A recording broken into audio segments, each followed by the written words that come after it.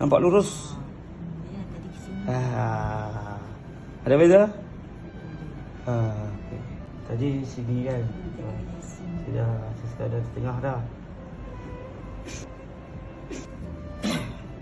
Okey, dia tak ada flat dah. Cuma tinggal lagi 10%.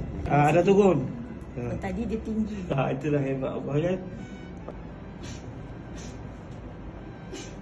Dia dah ke tengah.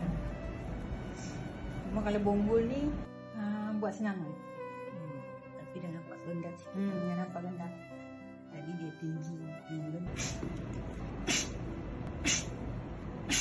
Okey, baik. Alhamdulillah hari ini kita dijaga Allah Ta'ala. Tadi ada datang masalah apa yang mana? Okey. So, selepas kita buat data macam mana? Feedback. Ada perbezaan tak? Mak dia macam mana komen? Okey.